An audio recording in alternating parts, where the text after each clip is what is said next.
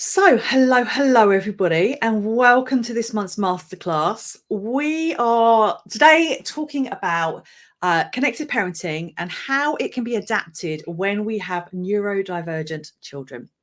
So, I can see there's lots of people jumping on live. I know that this is a topic we're asked about a lot, whether or not we can adapt the approach for different children's needs. So when we're thinking about neurodiversity, neurodivergent children, should I say, we are thinking about autism, ADHD, dyslexia, FASD, Tourette's, dyscalculia, dyspraxia, all of those different things all come under neurodiversity. PDA is another one. All of those different needs. I came to this approach. I found out about this approach over 9 years ago now. As a parent, because of my child's needs. So I'm an adoptive mum, my child has a trauma background, and traditional parenting just wasn't working. My son is also autistic and has ADHD. So those things kind of on top meant that I really needed to look at how could I parent differently. And originally, very much it came from the trauma and attachment needs that made me think, things have got to be done differently to a traditional way of parenting that many of us would have been brought up with. So many of us will know that we were parented maybe through rewards and consequences, as many people do. But that doesn't work for a lot of our children, particularly those that are neurodivergent and struggle maybe with the causality of rewards and consequences. So what I wanted to do today is really just think about how do we adapt it. I'm not going to talk about any particular diagnosis really closely because we've got half an hour and I can't do it all. But we are going to just think about how do we adapt it? What do we do differently depending on different needs? One thing to remember as you're watching this is we do not believe in a one-size-fits-all approach. So connective parenting was born out of my learning and understanding and training in nonviolent resistance, and then adapted to really take into account attachment, trauma, initially, and then increasingly over the years, neurodiversity. And we know that we need to parent those children differently. When we're thinking about connected parenting, we are not only kind of basing it on the MVR principles, but also being aware of sensory needs, mental health needs, all of those different bits and the type of connection that works for our children. And the language, the way we do things, all of those bits need to be the same. Now, every one of our children is different. So there is no one size fits all. Two children can have the same diagnosis and, as we all know, be really different. So what works for maybe, one autistic child may not work for another autistic child because their needs are different. The same, we can't have a blanket, it works for adopted children. Obviously, there are similarities in that, but there will be differences in their needs and differences in the way they connect to you. Trauma, obviously, some of our, particularly an adopter or a carer, your child may well have experienced really significant trauma in their life, which again is going to impact on how they understand things and is arguably now sitting under neurodiversity as well. We also know that many neurodivergent children and adults experience trauma trying to grow up in a neurotypical world. So it's really important that we're taking that into account as well when we're thinking about how do we adapt the approach? What do we do differently? On top of that, we have the fact that many of our children have more than one diagnosis. So to parent to a particular diagnosis, whilst it shares lots of information, it helps you understand how their brain works, and this can be really powerful. The interplay of those different diagnoses can also impact what our child needs, how things work, how things react with them. So it really is about thinking about the child in front of you. As the parent, as the carer, you know your child best. You are the expert in your child. It doesn't mean sometimes, like I do, that we don't need a sounding board that says, I'm struggling to see this, I'm struggling to work out what the best thing is to do, but we know our child best and what, will and won't work with them.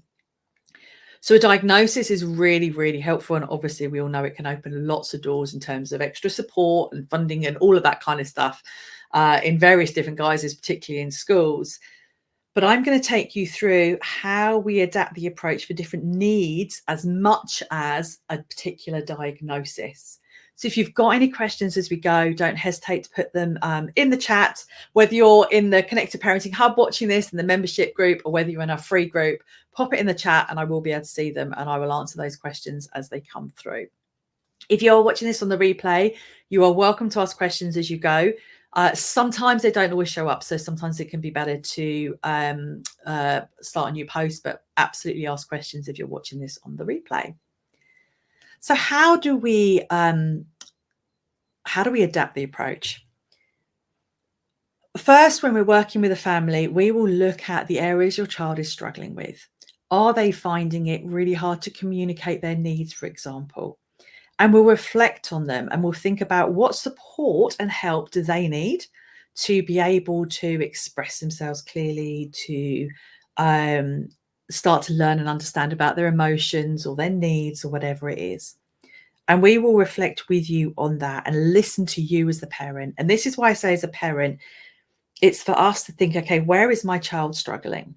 What do they need to help them? Do I need to put scaffolding in place to help them learn a particular skill, or to find a route around something? Maybe they can't do that, but how can we help them get to that place in a different way, for example? So what scaffolding, what learning, what support do they need around them to enable them to get to that place? And of course, that does take us, or need us, to be able to step back and reflect. And when we're really stressed, when we're struggling with really challenging behaviors, when we're feeling like we are being judged or blamed for their behavior, it can be quite hard to find the headspace to step back and take those times, which is why having a friend or a coach or one of your supporters to just go, help, how do I find that? Or using our free group, either of our groups, to just say, help, I just need someone to help me see the wood for the trees in this, can be really, really powerful. The other thing we can think about as parents is, are there environmental changes I can make? And in that, I mean, are there things in my house that actually my son or child, my son, daughter, whoever struggles with? Is it around, I don't know, fluffier cushions on the sofa help, for example? Is there certain noises that they can't cope with? Do we need darker curtains at night? Are there those types of things that maybe would make a difference to our child when they come home from school? Is it much better if there's no music on, no TV on, and it's really, really quiet? Maybe the lights aren't on and they can go into the living room and it's quite dark and it's quite calming. Would that really help them, because it meets their sensory needs and allows them to decompress? We're not trying to cure them. And I say that because I have been asked that question. Can this cure them of their whatever, of their diagnosis or their struggles? No, absolutely not. We're not trying to. I would never want to. There's nothing wrong with our children. We're not trying to fix them. We're trying to help them live their best life and be as happy and as contented and enjoy their life as they possibly can be. And if we can make some tweaks and changes to how we are parenting to them, how we are responding, the environment which we're living in, that allows them to grow and achieve their potential, then for me, that's the most important thing. Absolutely. But I just said that because I've been asked that question before. So I wanted to make that really clear. We're not trying to cure them here. We are trying to help them achieve their best. So I want to focus on the different aspects of the approach predominantly to start with, and think about how do we adapt those to meet differing needs. So you will know that a 5-year-old is going to have different needs to a 15-year-old, whether they are neurodivergent or neurotypical. If they have trauma, their needs might be very different to a child who has ODD, or the way you connect with them might be very different. If they're on the autistic spectrum, it's going to be very different, potentially, to a child with ADHD. And it's about thinking, how can I raise my presence in a way that meets my child's needs? So they may need lots and lots and lots of connection. They may need, in terms of physical time and spent with them. Another way of raising your presence, particularly with a teenager, might actually be saying, I can see you need time by yourself. And that's great. I'm going to leave you to have some chill out time by yourself. That's raising our emotional awareness and our emotional presence with our child. So If you have, so my son's autistic, he likes time by himself. Now, my presence and my adaptation to the approach from my son is giving him that space by himself, and allowing him to grow, and that meets his needs. If we are thinking about, for example, if they're autistic and they have a special interest, really showing interest in what it is they're interested in. So that might be, spending hours and hours and hours sitting in the garden with them watching the birds, or hearing 8 million facts they've learned about a particular topic when they're talking at you and they're sharing all this stuff and they're really interested in it. And you're like, I'm not all that interested in this topic. But you're sharing it and you're showing your interest in what they are interested in. And that is a huge way of raising our presence. If they are really active, if you have a child maybe with a really hyper bit of ADHD, it might be being really physical with them and getting out and playing loads and kicking the football around and showing them you see their need to be really active. It might be sitting really, really quietly, as I said, with them and seeing their need in that moment to actually be really calm and sit down with them, and maybe in a darkened room and, not having the lights on really high and sitting down quietly and calmly and connecting with them in that way. It might also be not forcing them to have eye contact. If you have a child who can't cope with eye contact, whether they're autistic, whether they've got trauma, whether they've got attachment needs, whatever's going on for them, accepting that and really going, do you know what, actually it's okay that they don't look at me in the eye if they don't want to. And I think that acceptance of their needs is really important. And I know it can be really hard sometimes to accept that our children's needs might be very different to ours. I quite like being sociable and being around people. My son's the complete opposite. And I know a number of families who've said, I'm sociable. I love being out with people. Actually, my child doesn't want that. There's a limit to how much they can do around that. So just thinking about those things and thinking, how do we adapt it to meet their needs? And that is where parenting to a diagnosis, whilst really helpful, doesn't give you the full picture, because they're all spectrums. So they are all on somewhere on that spectrum, and it gives you different things. So when we're working with parents, absolutely knowing they're autistic can be really helpful if they are autistic, because we can then really think about the sensory needs. We can think about the social interactions that they might be struggling with and how we can support them with all of those. But it's taking it in a really child-led way, rather than a diagnostic-led way. Is this making sense? Hopefully it is. Let me know. The connection time and in a way that works for them is really important, and acknowledging that, and maybe even being really clear to them, I know that you like time by yourself. So I am really going to give that. When you want to come down and spend some time with me, let me know, because I'd love to, but I appreciate you want time by yourself right now. That's raising our presence and really accepting the way that child is, that what that child's needs are in that moment and what your child needs, and being led by them. So that's kind of connection and presence. I then want to think about meltdowns, because this is one of the ones where I think it's probably the biggest reason why parents come and work with us. And thank you, it is making sense. Brilliant. So many parents contact us around meltdowns, and children can often become really stressed when they can't express themselves. So if they are struggling to express their emotions because maybe they're not connected to their emotions, they might have trauma needs, so they just can't cope with their emotions. They may be on the autistic spectrum and find it harder to understand and communicate and connect with their own emotions. They may have ADHD and just be more bouncy and again struggle. There's lots of different reasons why they might struggle. But if they are, we need to help them in a way that works for them. So if they are born, for example, children who often adopted children, we see they are born with higher stress levels or higher cortisol levels. So that's going to impact their ability to manage their own emotions. They're going to be heightened more of the time. So we need to be thinking, how can we bring that heightened down? If they are struggling to communicate with you that something's happened that day at school, maybe they're nonverbal, or maybe they struggle with the words, maybe they have a communication difficulty or a learning need. It's about finding a way that works for them to express it and accepting that and hearing it, but also maybe adding lots of sensory stuff in, because that's a brilliant way of releasing our emotions and really teaching them those safe ways of releasing their emotions. So loads of co-regulation.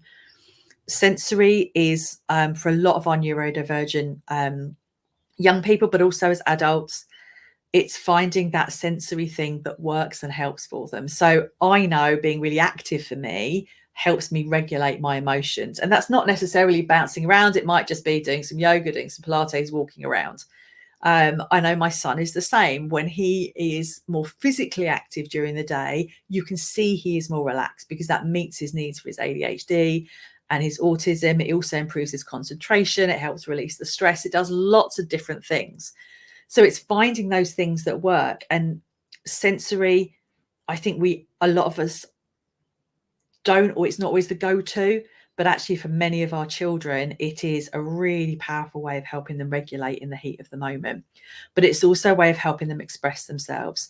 So if you're finding your child really struggles to put emotions into words or find the words for it, or even use words, then help them to express that safely. It could be through jumping up and down. It could be squeezing stress balls. I have a fidget toy on my desk. It looks really vicious. It's one of those Pilates balls. You can put it under your feet. But I quite often sit and fidget with that, and I find it really relaxing. It helps me focus, helps my concentration. Finding those sensory things that can help them and regulate and really co-regulate with them, I think that's really, really important, because it helps them understand themselves and helps them learn how to express themselves in different ways. If they have communication struggles, you really need to reflect on yourself as well. So with the deferred conversation, it's often one of those bits people say, we can't do that with our child because of their needs. Actually, deferred conversation isn't going to work, particularly those with maybe severe communication difficulties, with learning difficulties, children who can't connect to their own emotions, those kind of things. Then the deferred conversation can still happen, but it happens quite differently. So whereas if you have a child who struggles to connect their emotions, you might be able to move them through the conversation very, very slowly. So you really slowly build it from just acknowledging it the first time to moving forward and to growing it. If you have a child who won't be able to do that because of their needs, then you have that kind of conversation with yourself a little bit. And you think about, what do I need to do differently? Is there something I could do differently? How can I maybe support my child differently? Do they need different scaffolding around them? What can I do to kind of create that support plan? Do I need to change something in the environment? And I think that's really, really powerful for us to do ourselves, to have that reflection moment, to think, what else can I do to support my child? Because that's also raising our presence with them. And actually, the lovely Denise Shaw is going to be talking about this at the Connective Parenting Conference. She is doing a session to really help you think about using this approach with children with significant communication and learning needs. So if your child fits into that category, highly recommend being there for that day.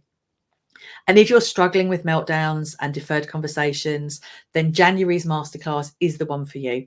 And February's actually, because we talked about January and February's masterclasses are the ones for you. You'll find them in this group. They're also on our YouTube channel.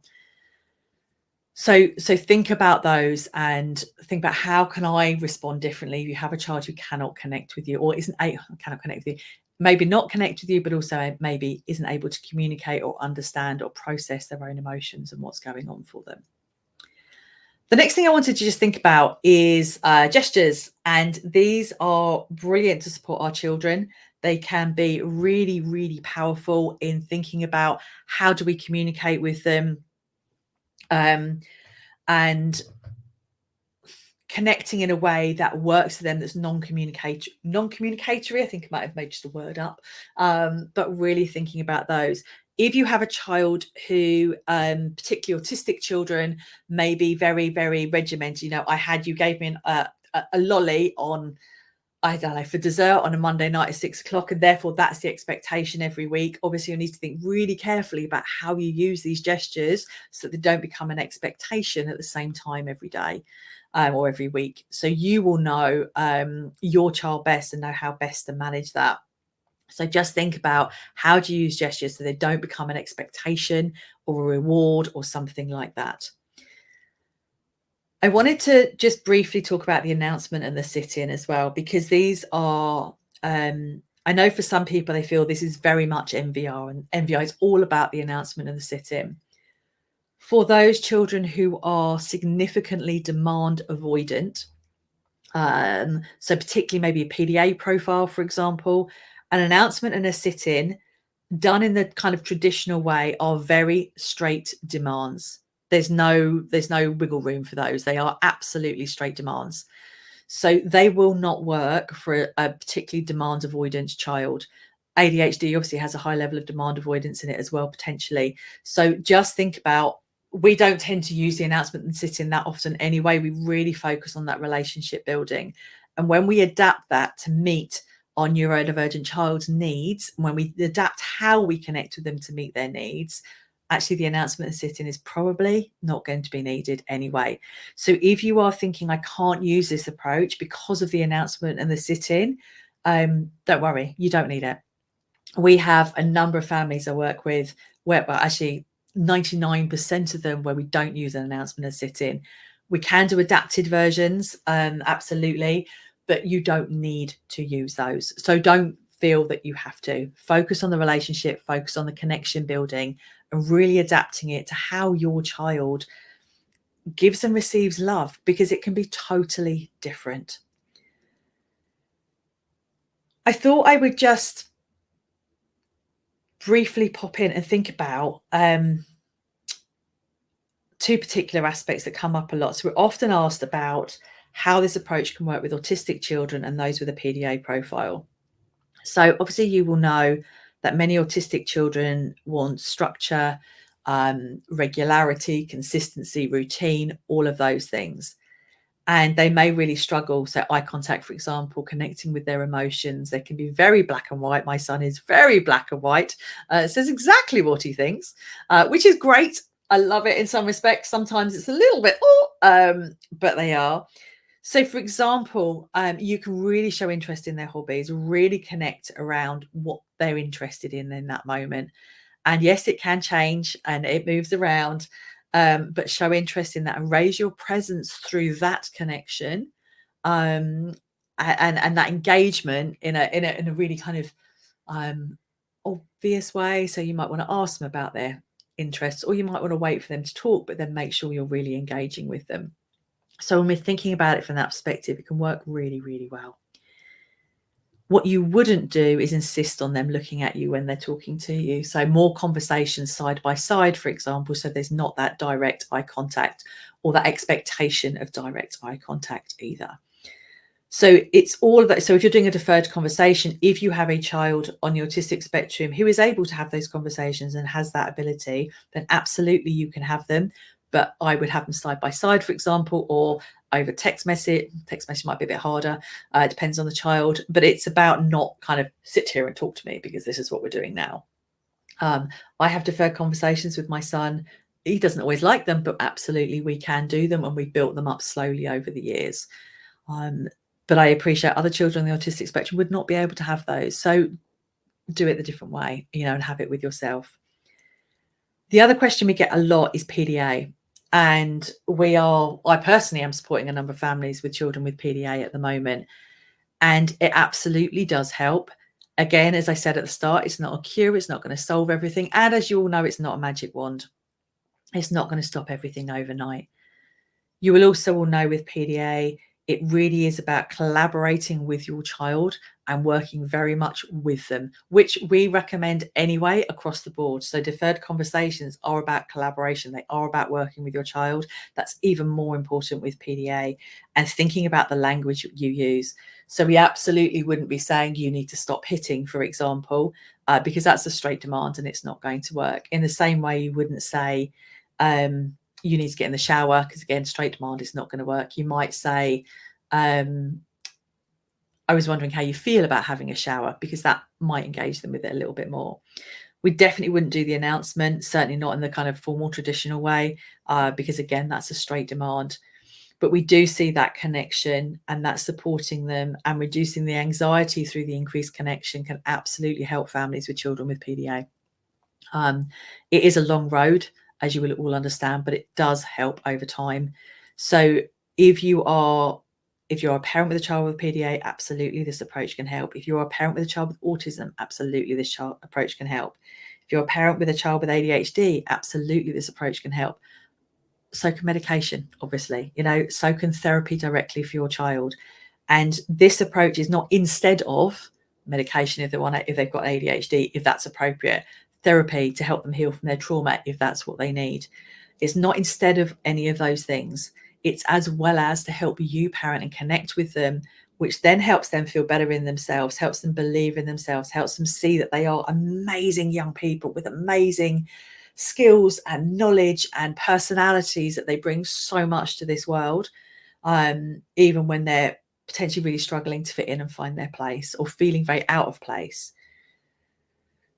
The other thing I just wanted to talk about at the end is screens and online stuff, and remembering that some of our children, may find screens a way of relaxing and coping with the world. So it can be quite hard for us as parents to see them on a screen a lot, but they can learn huge levels of skills through that. Now, obviously, for some children, we do need to absolutely help them manage it so that they're not on it all the time and getting really, really angry and, getting really frustrated from it and wound up, but help them learn to really enjoy it and be able to play safely. So if your child is one of those that finds screens actually quite regulating, work with them to find the balance between doing that and doing something else. If they are one of those children that love screens but actually can't cope with it so much and it's heightening them too much, then think about how can you work with them to help them manage it and cope with it and enjoy it and regulate themselves either while they're playing or come off regularly, do a bit of regulation, and then maybe go back on. So I'm not a believer in cutting screens completely. I know that my son is a big gamer, but he's also really into his tech and has really learned hugely from it. But it took a lot of time and effort on my part over a year, 18 months, I think it was, to really help him be able to game and manage it and manage the expectations and understand that the communication style is quite different. So for him particularly, just talking and not having to read people's faces is a lot easier. And he is much more relaxed in that environment and has made some incredibly good friends online. So just think about what actually works for your child. Demand avoidance is obviously part of PDA, part of ADHD, and obviously you've got ODD and other types of demand avoidance in there. Language is then really important, and also the baskets can help us reduce the demands and help us really think about that low demand approach. So if you are struggling with your child, if they are quite high demand avoidance, I really recommend going through your baskets and thinking, right, what's in our red basket, what's in our green, because that will help you have a much lower demand lifestyle, which is going to help them anyway. If you're not sure what I mean when I say baskets, in the free group, you will find a link to the blog, but it's also on our website as well. So you can go through that and process and think about actually where do we put our energies? What are we going to ignore for now? How are we reducing the demands on our children? And I think most children work well with a low demand lifestyle, but particularly neurodivergent children who may be struggling with a lot of things and struggling just to cope in a neurotypical world. So don't worry about doing that. And so finally, to end off before I take any questions, the most important thing, I think, is that the change comes from us. So we need to lead this from the front. We need to be up there and say, okay, firstly, what can I do differently as a parent? Am I really shouty? Yeah, totally. I'm really shouty sometimes. I can be really menopausal and grumpy, apparently, according to my son. Probably am. We need to learn about our child's needs and then flex with them and understand that societal norms, as I know you guys all know, you're all parents, you all know this, societal norms can maybe make us feel like I can't do that, or it's a bit bad here, or this doesn't work there. Or if I sit in a restaurant, my child's the loud one and they're the one that's getting up and down from the table all the time, so maybe we won't go. Well, that's okay. Maybe get up and down from the table with them sometimes and take them for a wander around the pub and come back. It might be that you have a screen. So we have a rule at the table in a restaurant, screens only in between courses or while we're waiting for food. And those things work. So we flex with our child's needs. And, you know, for those of us who have neurodivergent children, it is about saying, this is okay. It is okay, the fact our child needs something different, and I am parenting differently to meet their needs. And however, whatever their needs are, I am parenting differently to meet their needs, because ultimately our children are at the center of everything. And finally, I'm just going to end. I might have said and finally twice or 3 times maybe, but guess where I'm going to end? In order to do all of this, in order to have the energy to flex with their needs, in order to have the energy to be low demand, to stay calm when they're struggling, when their stress is coming out and we need to co-regulate with them, guess what we need to be doing? You're right. We need to be looking after ourselves. And that is hugely, who's just said self-care? Someone said self-care. They knew I was about to say that.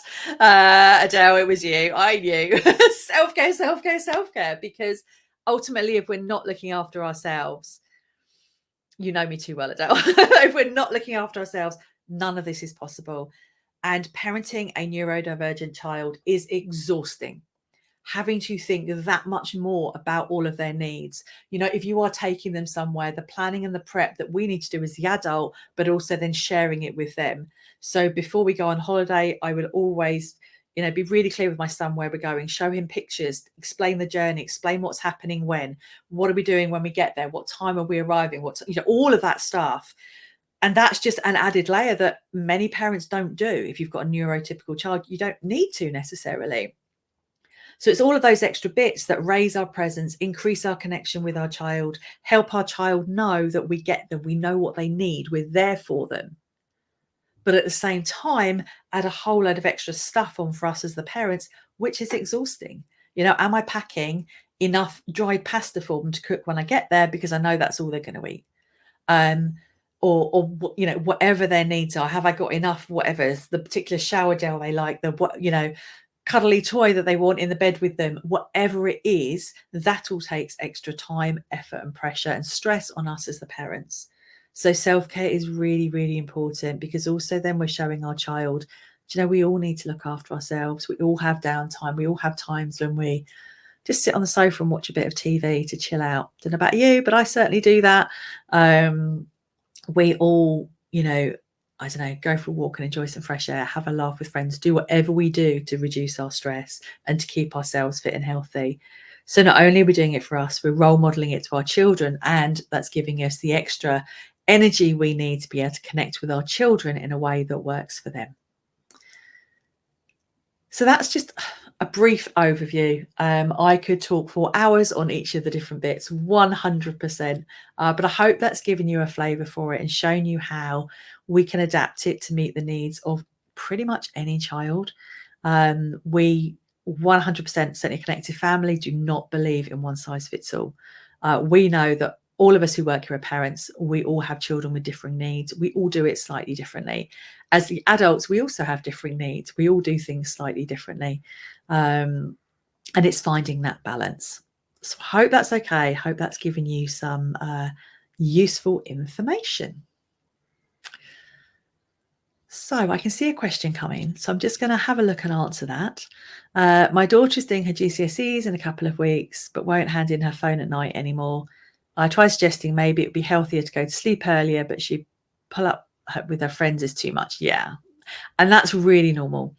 The stress with them for them coming up to their GCSEs, I went through this with my son last year, is huge. And by spending time with their friends, they are able to maybe forget about it. They're enjoying it. There's also that real pull, that fear of missing out if they're not totally involved in the Snapchat or the WhatsApp conversation, whatever it is all night, they're missing all of that. And it's really tough for them. So she's going to be exhausted next week when she has to get up early for college again. Yep. And, you know, sometimes that's the tough thing we have to learn. We have to learn it the hard way, unfortunately. So lots of support from you, lots of empathy, trying to avoid the I told you so's as well, because they do pop out of our mouths sometimes, don't they? Today she wanted her hair changed, which was going to cost a lot of money, and she wants to have very long hair, completely bleached, as opposed to her usual highlights. I suggested I pay for it once off, but she maybe could get a summer job to pay for it going forward. Yep. I suggested babysitting, and her answer was no, she can literally get £50 for a naked picture rather than actually working. Well, that's one way of earning some money. She's not trying this, but I do know someone sent her money for something on PayPal she set up herself. It is difficult. Yeah. So if she has, I mean, the problem for many of our children, they are seeing ways of apparently earning money very quickly. You only have to go on TikTok and there's 8 million people telling you how to earn money really quickly just by doing a few TikToks every day. When her anxiety is high, her PDA is obviously going to be much more extreme. So I would try not to do an automatic no. And I think this goes for many of our children who are neurodivergent, not going to an automatic no, maybe saying, that's really interesting. Can we talk about it a bit more? Or, Jim, we can't do that today, but we could do this. Or we can't do that today, we could think about doing it tomorrow. Let's have a conversation later on. And really working with them. The anxiety for children coming up to exams for many of them is really, really high. It's a really stressful time. Schools, unintentionally or otherwise, put a lot of pressure on our children because the results matter hugely to the schools. And I mean, arguably they matter to individuals as well, but they do put a lot of pressure on schools and colleges. So it will be high. I think at this time, particularly for children, it's being as low demand as you can be around other things. To help them focus on their school stuff, and accepting it's just going to be a really stressful time, and then it's come down afterwards. I know this time last year was stressful. It was stressful, but we came through it and we got through the other side. So just picking those bits up, okay. So there we go. I hope that is everything. She doesn't see any problem with OnlyFans or Foot Finder and seems to be focused on her looks and not work at all. No, it's if that's her choice, there are plenty of people making money off OnlyFans and places like that. There are also plenty of people making like 2p a day. So it is hard, and you can see why, particularly younger children, young adults, old teenagers, maybe pull towards things that look like easy money. And maybe it's a conversation sometimes says it's not always that easy, or sometimes it's supporting them to actually work out the process. How do I do this? And that can put them off sometimes as well, when they realize there's a bit more work behind it than they thought. But there we go. So I hope this was useful. I hope this has helped you think about how we can adapt the approach for neurodivergent children. And say it's not one size fits all. We don't do the same thing all the time. We really do personalize it to their need. And for you as the parent, it's sit back, think about how do you reflect on it and think about what changes can I make first, and then lead from there. And absolutely, we've got a lot of sessions actually in the Connective Parenting Conference this in May, so 4 weeks time, around neurodivergency, around parenting neurodivergent children. So if you're interested, come and join us there. If you're in the Connective Parenting Hub, don't forget you get your ticket for free. But also we can offer you ongoing support in the Connective Parenting Hub if you would like it, and lots of training and support. So there we are for today. I will leave it there. Thank you very much for those of you who are watching live, who've been asking questions, and I will catch up with you all soon. See you later. Bye.